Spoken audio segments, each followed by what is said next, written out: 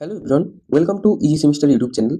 तो आज हम डिस्कस करेंगे MAKAUT fifth sem software engineering का जो 2023 और 2024 का जो पेपर है उसका पीवाईक्यू मार्क्स 5। ठीक है, तो सबसे पहला क्वेश्चन जो है, what is feasibility study, explain different types of feasibility. ठीक है, अब ये फिजिबिलिटी स्टडी क्या है?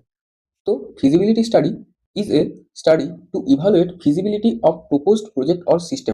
इसका मतलब क्या है? तो आप सपोज आपके पास एक प्रोजेक्ट आया, ठीक है, करने के लिए।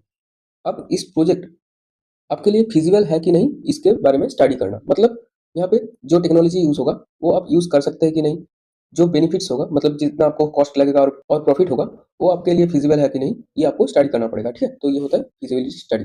आसान भाषा में बताऊँ तो a project or software is feasible or not. ठीक है, तो यहाँ पे क्या बोल रहा है, a feasibility study is an evaluation process use to determine whether a proposed system or project is practical, achievable and worthwhile. ठीक है, मतलब कि ये प्रोजेक्ट प्रैक्टिकल है कि नहीं, अचीवेबल है कि नहीं और करने में उसका बेनिफिट है कि नहीं। ठीक है, it examines various factors to ensure the project can be successfully develop with available resource. मेरे पास जितना रिसोर्स है उसके हेल्प से मैं सक्सेसफुली डेवलप कर पाऊंगा कि नहीं। ठीक है, इसके बाद जो आता है टाइप्स ऑफ फिजिबिलिटी। तो टाइप्स ऑफ फिजिबिलिटी ये भी आपको 5 मार्क्स का आ सकता है। ठीक है, तो क्या क्या होता है, पहले आता है टेक्निकल फिजिबिलिटी, मतलब कि टेक्निकली फिजिबल है कि नहीं। Checks whether the required hardware, software and the technologies are available.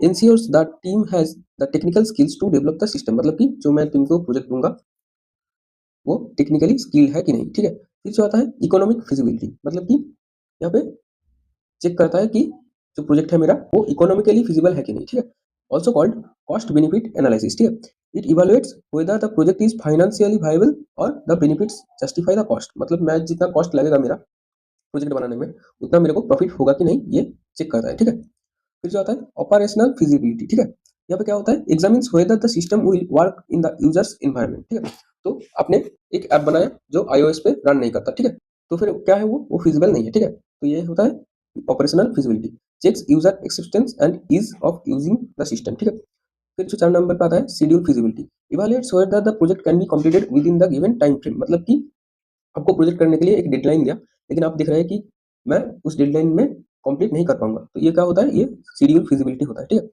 इसके बाद आता है लीगल फिजिबिलिटी। ठीक है, it ensures the system does not violate any laws, policies and standards. ठीक है, और regulation.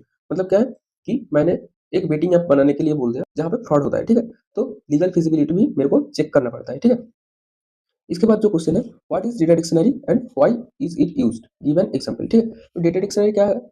A data dictionary is a centralized repository that stores detailed information about all the data element used in a system। मैं एक project बनाने में या फिर एक सिस्टम जब बना रहा हूँ वहाँ पे जितना डेटा मैं यूज किया उसका क्या करता है, डिटेल इन्फॉर्मेशन स्टोर रखता है। ठीक है, जैसे कि ये जो है ये एक एग्जांपल है। ठीक है, यहाँ पे डेटा इवेंट क्या है, डेटा इवेंट है स्टूडेंट आईडी। ठीक है, तो इसका description, type, size, example values, ठीक है, ये सारा ये स्टोर करके रखा है। ठीक है, description unique ID of a student, जैसे रोल नंबर, टाइप क्या है इंटीजर, साइज 6 डिजिट का है, एग्जाम्पल ये जो है। ठीक है, फिर और एक डेटा है स्टूडेंट नेम, उसका फुल नेम है डिस्क्रिप्शन में, टाइप क्या है स्ट्रिंग है, साइज क्या है 40 है, यहाँ पे एग्जाम्पल जैसे राहुल सेन। ठीक है, तो ऐसे होता है डेटा डिक्शनरी का एग्जाम्पल।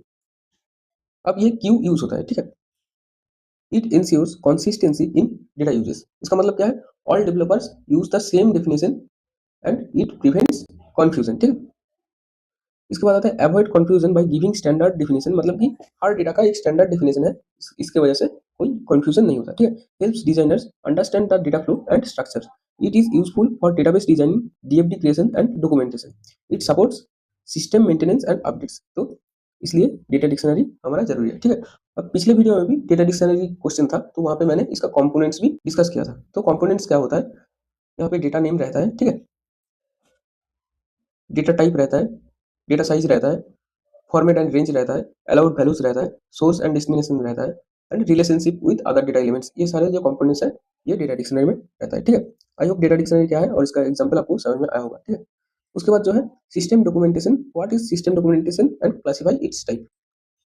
तो अब आप एक प्रोजेक्ट बना रहे हो, ठीक है, इसका जरूरत पड़ता है एक डॉक्यूमेंट्री आपको बनाना पड़ता है। ठीक है, डिजाइन से लेके कोडिंग से लेके प्रोजेक्ट एंड होने के बाद यूजर मैनुअल से लेके सारा कुछ उस डॉक्यूमेंट में मेंशन रहता है। ठीक है, वो होता है सिस्टम डॉक्यूमेंटेशन। अब जब आप कुछ खरीदते हैं जैसे कि फोन हो गया या फिर कुछ हो गया, ठीक है, तो वहां पे आपको क्या मिलता है, उस बॉक्स में एक मैनुअल रहता है। ठीक है, कि उसको कैसे यूज करना होता है, ठीक है। तो वो जो होता है वो भी एक तरह का डॉक्यूमेंटेशन होता है, ठीक है। आई होप सिस्टम डॉक्यूमेंटेशन आपको क्लियर है, ठीक है। यहाँ पे system documentation refers to all written materials that describe the design, development and functioning of a software system, ठीक है। It helps users, developers and maintainers understand the system clearly, ठीक है।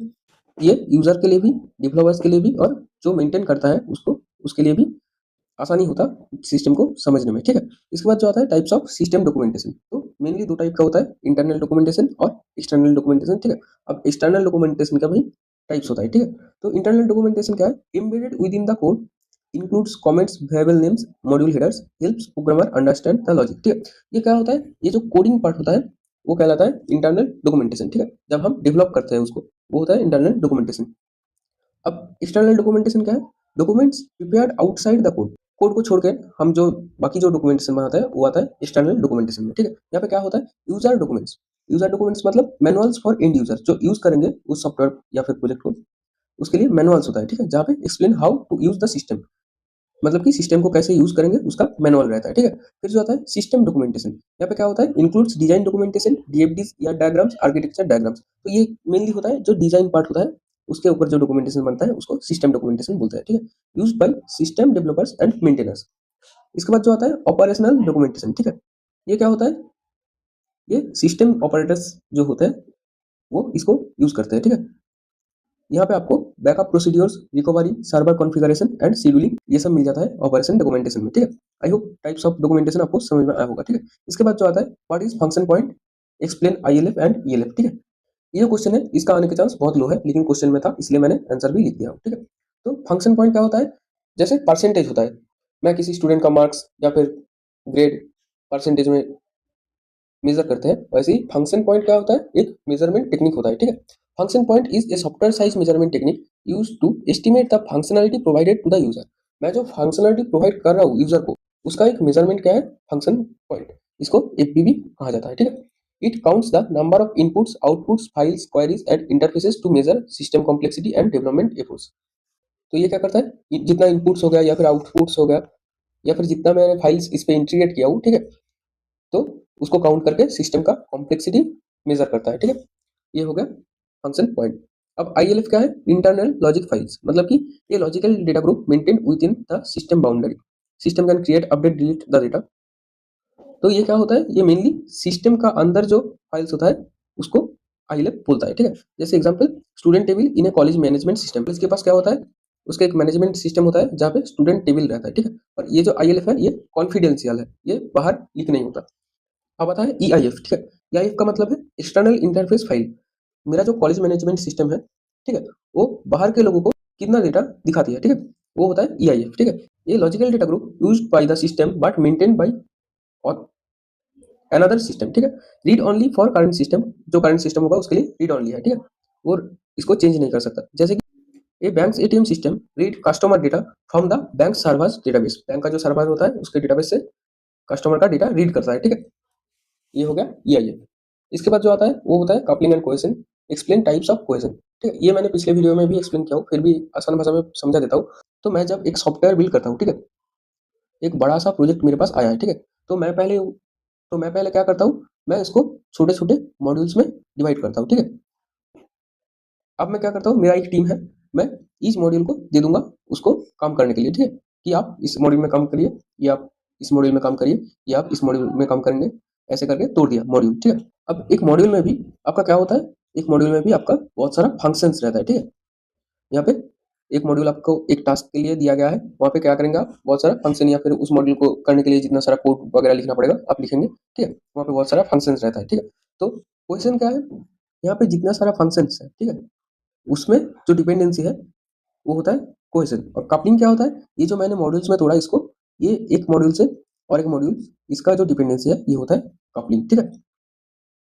तो कोहेजन जितना ज्यादा होगा उतना अच्छा है, और कपलिंग जितना कम होगा वो उतना अच्छा है, ठीक है। क्योंकि अगर एक मॉड्यूल और एक मॉड्यूल पे डिपेंडेंट होगा तब क्या होगा, इस पे अगर कुछ एरर आएगा तो इस पे भी एरर आएगा, इफेक्ट पड़ेगा, ठीक है। इसलिए लो कपलिंग अच्छा है। और हाई कोहेजन क्यों अच्छा है, कि यहाँ पे मैंने बहुत सारा फंक्शंस लिखा, अब हर फंक्शन में मैंने सेपरेटली डेटा को इनपुट लिया, आउटपुट दिया, ये अगर करेंगे तो क्या होगा, डिबग करना क्या हो जाता है, मुश्किल हो जाता है, ठीक है। तो इसलिए एक मॉड्यूल में फंक्शन में जितना शेयर्ड वेरिएबल या फिर शेयर्ड डेटा होगा उतना आसानी होगा कोड को समझने में, ठीक है। इसलिए हाई कोहेजन अच्छा है। आई होप इतना आपको क्लियर है, ठीक है। तो कोहेजन का मीनिंग क्या है? Cohesion measures how closely related the functions inside the single module are, ठीक है। हाई कोहेजन मतलब module performs one specific well defined task.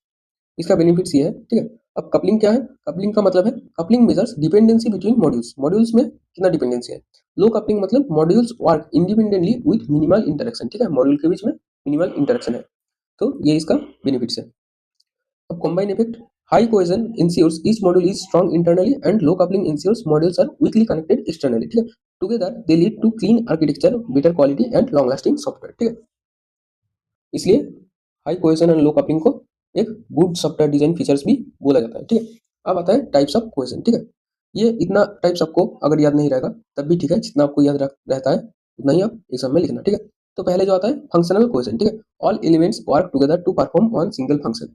फिर जो आता है sequential cohesion, output of one part becomes input of another. मैंने जो cohesion बोला कि फंक्शंस के बीच में क्या होगा, कनेक्शन ज्यादा रहेगा, ठीक है। तो फिर अच्छा है। फंक्शनल कोहेजन मतलब कि ऑल एलिमेंट्स क्या कर रहा है, एक साथ काम करके एक सिंगल फंक्शन को एग्जीक्यूट कर रहा है, ठीक है। सीक्वेंशियल कोहेजन में क्या हो रहा है कि एक फंक्शन का आउटपुट को मैं दूसरे फंक्शन का इनपुट ले रहा हूँ। फिर जो होता है कम्युनिकेशनल कोहेजन, ठीक है। Parts of modules operate on the same data set. एक ही डेटा सेट में मॉड्यूल का जो पार्ट्स होगा वो ऑपरेट करेगा। वैसे होता है प्रोसीड्यूरल कोहेजन, ठीक है। Elements follow a specific procedure और सीक्वेंस। फिर जो होता है टेम्पोरल होता है, लॉजिकल होता है, कोइंसिडेंशियल कोहेजन होता है, ठीक है। तो I hope types of cohesion आपको समझ में आया होगा। तो मैंने जो 5 क्वेश्चन था 5 मार्क्स का वो डिस्कस कर दिया हूँ, ठीक है। आई होप आपको ये वीडियो अच्छा लगा होगा। इस वीडियो के लिए इतना ही था। Thank you.